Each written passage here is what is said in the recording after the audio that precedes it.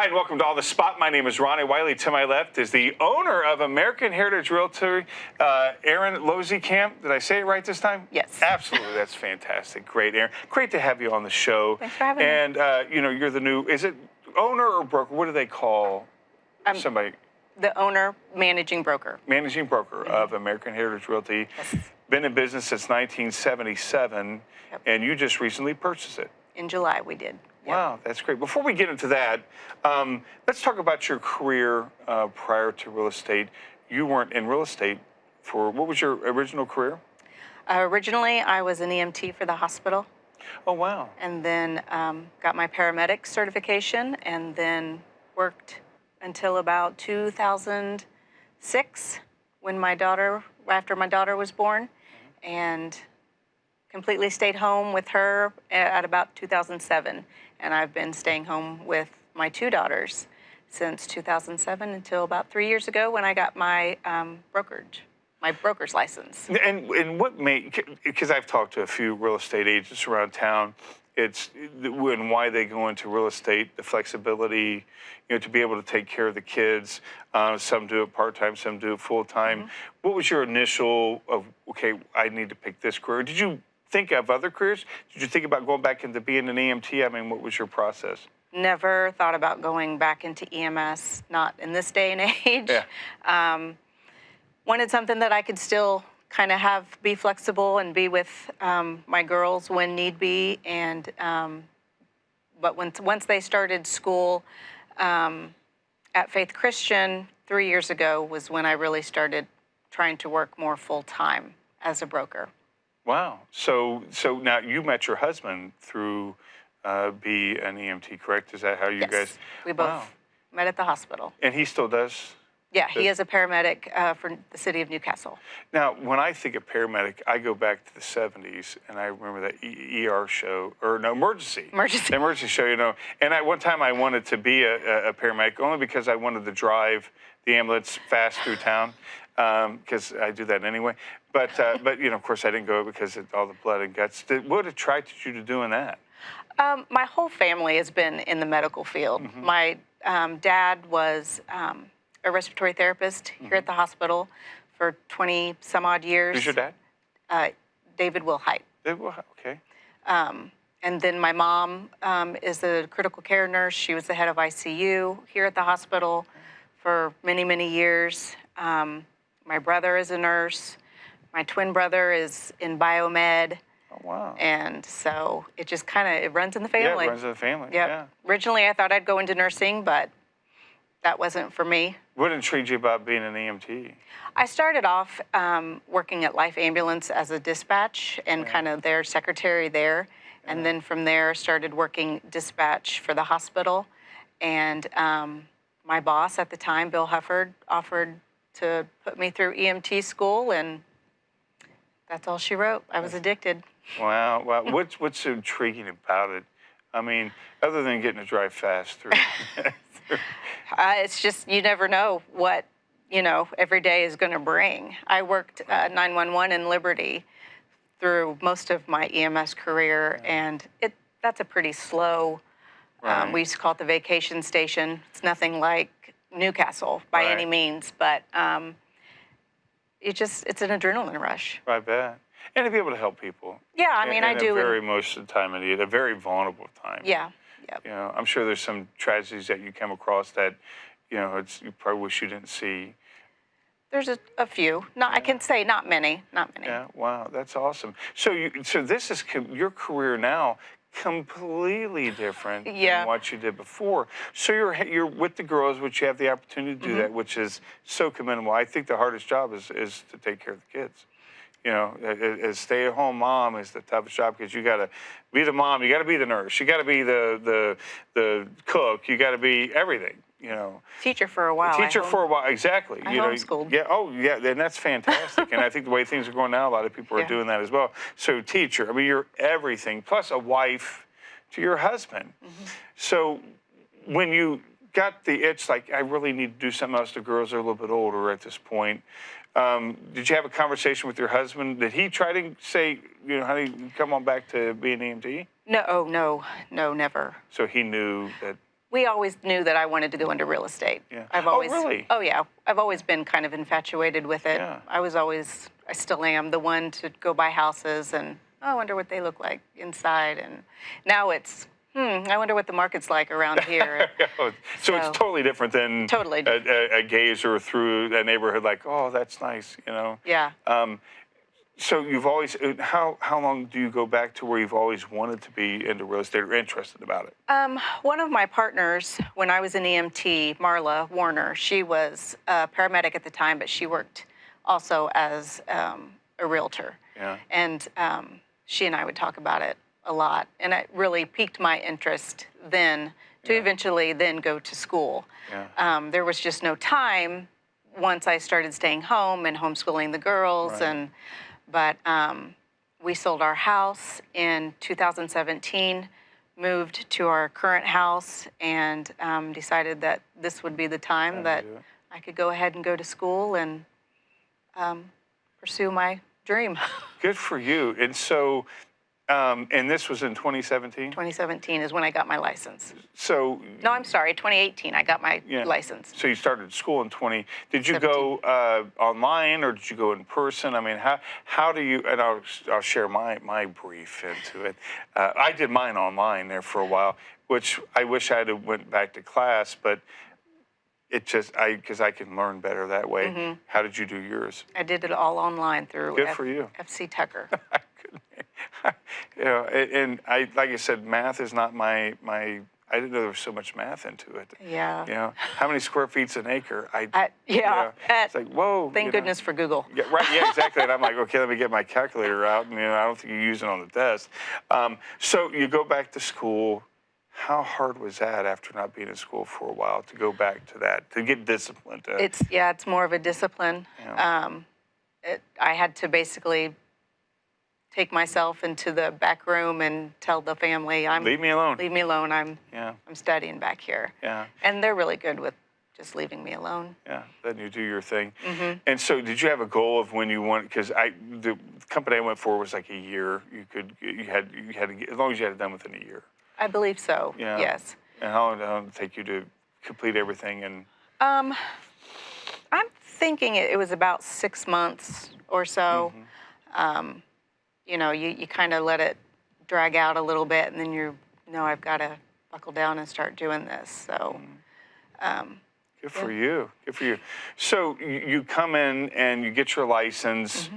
and I'm assuming that you have to be a part of a real estate group to start off, or can you just go on your own? And you have to be under a brokerage, a managing broker, in order to even apply for your license after you've passed the test. Oh, wow. Okay. So how does the process go? Do you get interviewed by people, or? Well, I always knew that I wanted to go with American Heritage. Okay. So, because I knew Georgia. Yeah. I knew her daughter. And she was the prior owner, correct, Georgia? Yes. Okay. Yep. Yeah. And I knew Donna Chandler had sold our house when we sold it in 2017, and she helped us find our new house. So I knew people there. I knew LaDonna Lynch, and so I just thought that would be I knew it was a well-established company, and I just always knew that's where I wanted to go. So I approached Georgia, and she was very willing to have me come on board. Mm-hmm. Yeah, I know Cindy Perez. Mm-hmm. I've had her on the show before. Worked with her at the Richmond Symphony Theater. Just think the world of her. So you knew right away, which is good, that you know where you're going to go, and she took you in under your wing. So you're working for a little bit, getting to know. I mean, how do you get listings at the beginning? Do they help you get them, or do you reach out on your own? I did some reaching out on my own. We always have what's called floor duty. Mm-hmm. We always try to have an agent at the office from 9 to 5. There's 2 shifts. And really starting off, the way to get your clients is to come in and do that floor duty. Yeah. And I did it, whenever I could. Yeah. And that's how I really brought up my clientele. Some people I already knew, so they would call me. But floor duty, man, that's what I tell my 2 new agents. You build up your clientele, do floor duty. It's like cold calling. Sometimes it's not enjoyable, but it does produce wonderful results. So you just bought this in July, so this is what, 3 years that you worked. When you found out that Georgia was going to sell, what was on your mind? I didn't actually know she was going to sell. Oh, okay. I knew that she had kind of thought about it before. I went ahead and last fall decided I was eligible to get my managing broker. You have to be a broker for 2 years before you're eligible to get your managing broker. Oh, so there's a process in that. Is there more testing? There's more class. Oh, classes. More class and then an online test.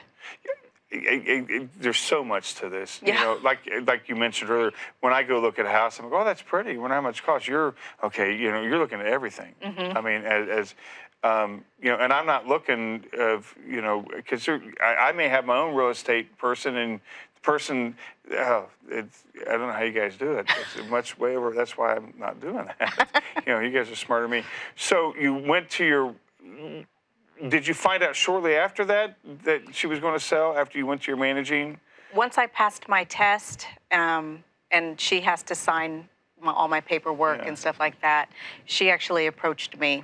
Oh, wow. And saying that she was interested in selling it and wanted to sell it to me. And I bet you were like, yeah. I mean, having my own company was always on my radar. Right. That quickly after getting my managing broker, no. Right. But everything just fell into place, and talked to my husband about it, and he said, well, the price is right, you know. Sure. So we started the process, and everything just fell into place. Yep. That's awesome. So when you're evaluating, I guess, the value of a business, you know, I don't know how they would do it. Is it based on total listings or... you know, I think what they do when they're actually doing evaluation of a company, they're going by kind of how much money the company brings in. Oh, so that's a normal. I didn't know if it was the listings as well, like a potential, like, hey, we have this on the books. It's not necessarily turned into money yet, but no, it's basically what has it done in the past. Well, okay, it's just like any other. Yeah, that's crazy. So again, when you thought about owning your own company, I'm sure American Heritage was probably the farthest thing from your mind since it had been so established here and been so long. Did you think about having your own, you know, Erin's Realty? I mean, I don't know. Yeah, I considered that before. I mean, that was always kind of a consideration before I really got, when I first started, you know, working real estate. I always kind of thought I'll branch out and start my own. But then after being at American Heritage, I thought, no, I'll just stay here and enjoy it. Yep. Yeah. Amazing how things work. Oh, yeah. Yeah. I mean, you were content. I'll just stay here and enjoy it. And all of a sudden, I might as well go get my managing. So you did this before you even knew it was for sale. I mean, you did your managing classes. Yeah. It was during COVID. Georgia had been sick with COVID. Yeah. And so it was kind of a backup plan to, you never know. Right, yeah. Yeah, so amazing how that works. So you go through all the classes, you get it, you and Georgia, you know, work out the deal, and it's finally yours. Yep. American Heritage Realty. How did you feel? How did you and your husband feel? It's like, oh, this is... Oh, my husband's been very, very excited the entire time. Yeah. He's, you know, he sees your biggest supporter. He is my biggest supporter and my biggest encourager. That's awesome. And, but he also sees this as a way for him to slow down. Yeah. So, and that's important for us, for him to be home more. We've got projects for him to do at home. I'm sure. Yeah, you got the honey-do list. That's probably getting pretty long. Well, yeah, you know, we've got a small little hobby farm, so yeah, there's lots to do at home. No, I don't think I've ever heard. What's a hobby farm? I don't think I've. We've got about 5 acres. Yeah. Horses and dogs, cats. We have sheep. Oh, wow. During 4-H. Wow. So he works at Feller Club Lambs right now to help them. When he's not working EMS, I work at Feller Club Lambs during lambing season, which starts about December. And so come December, it's really going to get busy. Wow. Yeah. Well, when you talk about seasons like that, real estate's it's a big. I don't think I've ever seen anything like it. It's happening right now. Yeah, and so, but things are ebbs and flows, and this is. Have you seen anything like this? The way this market is now? I mean, I've only been in it 3 years. Right.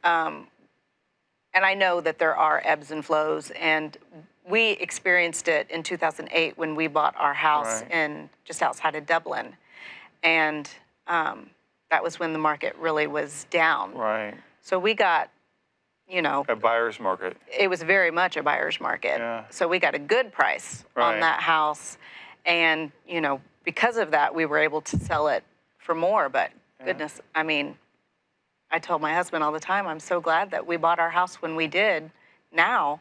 Right. Otherwise, we wouldn't have got the price that we got for it. So again, and they teach you that in school about the ebbs and flows. As a managing broker, what are your responsibilities for the whole company and your agents as well?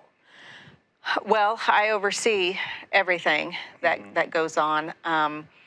Basically sign off on listings and. Do you guys reject any? Sure. Oh, you do. I didn't know that. Yeah. Oh yeah. Yeah. I didn't know how that worked. I just thought. I mean, we would like to counter offers, but sometimes you just have to do a rejection. Wow. And that's just the way it goes. Sometimes we have to do releases, and but that basically the agents have to kind of come and talk to me about it, but they're so experienced. There's over 40 years experience there. They know what they're doing. That had to have been intimidating for you. It's a comfort. Well, it sure is. But it's like, wow, now I'm the coach of a team, and I've got people who's got enough experience, more than I've been alive. Oh yeah. I mean, you've got. Because you're only 29. We know that, but. If only. Right. But that had to have been like, wow, this is, it's a blessed situation because you do have that experience. I'm sure you lean on that a lot. I do. Yeah. I appreciate and value all of my agents that are there. So you oversee everything and do the listings, and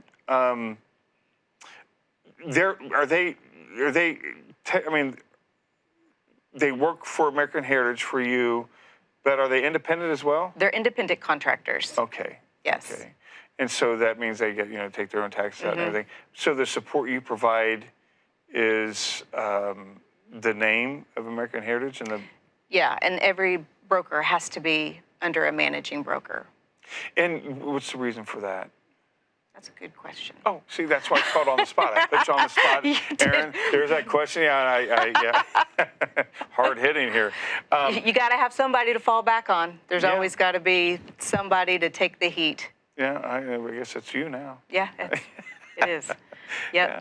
So again, this has only been since July. So we're taping this for our November. So that's 5 or 7 to 11, 4 months. Only 4 months. What have you learned in that 4 months? I'm sure it's been a whirlwind. I'm sure there's everything you can imagine. It's it's been going really well. I have to say that there's very little issue there. Awesome. You just kind of have to know how to problem solve a bit, and there's confrontation, which is something that I've had to really get used to. Or pesky salespeople calling you up, like. Well, because I'm sure there's, I can only imagine, especially something with that type of name. American Heritage is known here. And like I shared with you before, my phone number when we moved to Connorsville was 827-1103. So we got American Heritage all the time. So, it's so ingrained here in Fayette County. And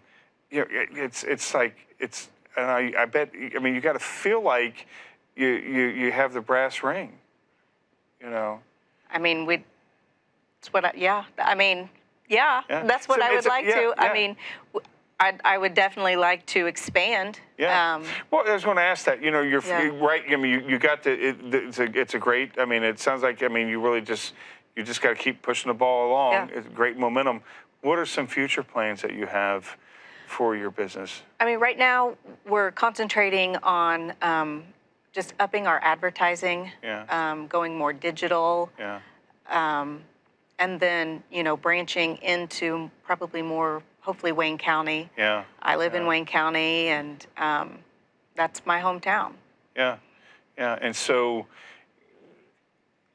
I mean, you can go through the whole state of Indiana, correct? Correct. Yeah. So, is there any expansion past that, or is it just you want to just localize it here? Well, I guess you got. I mean, that's your first step. Yeah.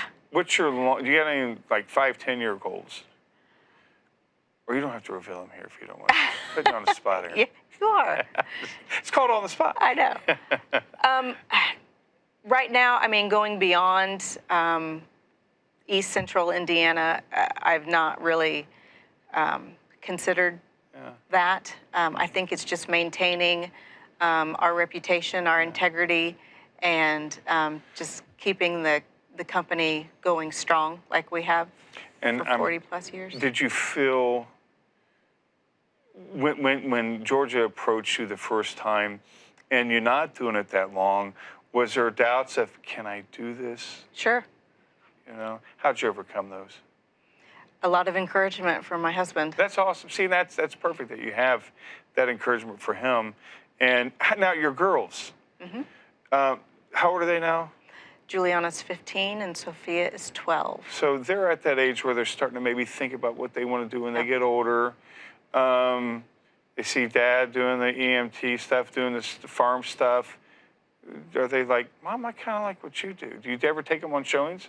No, not really. I don't. They've been to the office with me, but I know my youngest has no desire. I mean, as of right now, she loves art. She's all about art. Yeah. So she, she's moving to Florida, going to Disney and being an animator. that's her plan. Well, there you go. Yeah. You can't beat that at all. We'll pray that happens. That's awesome. Yeah. That's awesome. But my oldest, she's still kind of undecided. She has considered going into EMS, which Daddy kind of tries to discourage. But she loves her horses and loves her sheep, and so we'll see what she goes from there. They have a wide range of things that they're being influenced by with you guys, and it's good that your youngest daughter has that, really outside the box of wanting to be an animator, and you guys are encouraging of that. Oh yeah. When you as a managing broker, as an owner of a business, with your agents, encouragement is probably the biggest thing for them. Yeah, absolutely. Especially with all of their experience, but how does that factor in? How's the transition been for them? How supportive have they been? They've been very supportive. Yeah. They've all been supportive. I try to keep the atmosphere in the office pretty light, and I didn't tell you this when we met at your office a couple weeks ago, but when I walked in, you were like putting I think one of your air fresheners together or something, sitting down.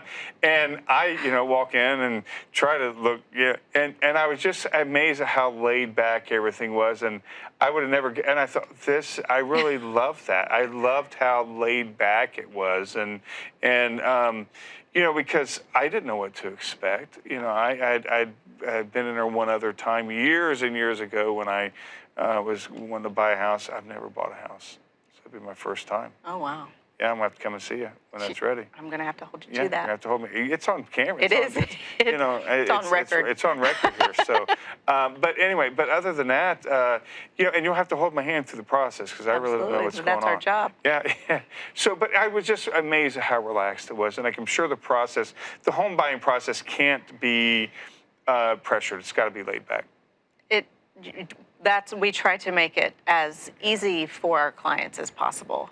Now, when you're dealing with other realtors, like if let's say I want to buy a house and it's not your listing, obviously you gear us towards your listings, correct?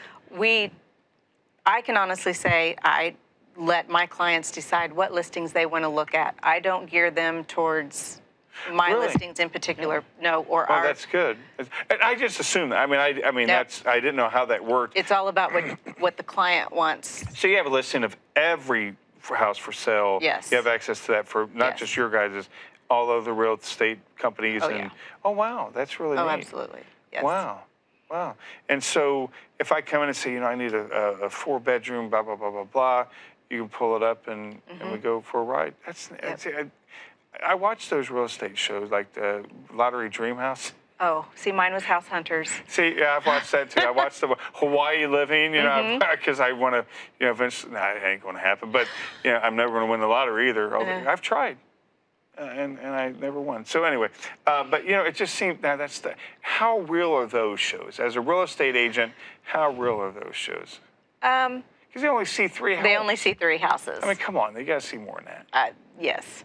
I mean, they would have to. That's got to be picked before, you know. I mean, because I'd be like, I don't like any of them. Yeah. You never see anybody do that. Like, I think they all stink. I hate them. Yeah, yeah. It's just, I would watch that years and years ago. And it was always funny. Oh, I don't like this paint color. Right. Well, paint. Right, yeah. Right, exactly, yeah. Or build your own house. Yeah. And you do land, I mean, everything. Yeah, right? yep. Now, I guess that's a question I have, because I've always wanted, if I ever do buy a house, I'd want to have my own house built, like the Brady Bunch. I love that interior of the Brady Bunch. I know it's weird. I don't know why I don't have 6 kids. But anyway, so do you guys help with like the architectural stuff? How far do you go in that process? We do have, like I know Cindy has dealt with some builders. Yeah. And so we do have access to those. So you guys are complete. Sure. Yeah. Yeah. I mean, yeah, that's great. Yeah, well, we got it on camera whenever. Yeah. I got to build my magazine, of course, for any of that can happen. So, so again, 40-something years that American Heritage has been in business, and did Georgia own it the whole time? No. Georgia bought it in 2001. In 1977, Jan Dorrell started the company. Is that related to Cindy? That's Cindy's mom. Cindy's mom? Okay, yeah. Yeah, because I knew, so wow, so Cindy's mom, but so then Georgia knew the process that you're going through. That's why it made it so smooth then. That's awesome. So again, before we got a couple more minutes to go on the show, name us all your agents. Let us know who they are so that we... All the agents, okay. Can you name? It's like naming kids. I know. I have Heather Green. Heather is... works with a lot of our repos. She's also my assistant. But I can't forget Treva. Treva's my secretary. Without Treva and Heather, you know, they can run that office themselves. That's awesome. I rely heavily on them, and I appreciate them. So there's Treva, the secretary. There's Heather, LaDonna Lynch, Greg O'Brien. I said LaDonna. There's Donna Chandler, Lori Savoy, Jeff Powell, Jeff Abrams, Jeff King, Cindy Perez, me, and then I have 2 new agents, Becky Turney and Rebecca Fox. And am I missing anybody? I hope not. I hope not. I feel bad putting you on the spot for that. I really do. I'm going by where everybody sits during our meetings. And then we lost Shirley this past year, and Shirley Risch, she believes she'd been with American Heritage from the start. Wow. Did she retire? She passed away. Oh, I'm so sorry. I didn't. That put me on the spot. That's okay. So where can people come and see you? I'm sure everybody knows where you're located at, but just in case, where can we come and see you? 603 West 30th Street, right there on the main drag on 30th. Yeah, you can't miss it. Can't miss it. Sign. Big blue sign. Everything. Erin, thank you very much for being on the show. Well, thank you for having me. I told you, I hope it was painless. It was painless. Hope it was on the spot questions didn't hurt you too much. Hope I remembered all my agents. Yeah. I'm sorry if I forgot anybody. It wasn't on purpose. It's my fault. God bless you very much. Thank you for being on the show, and we'll catch you next month on The Spot.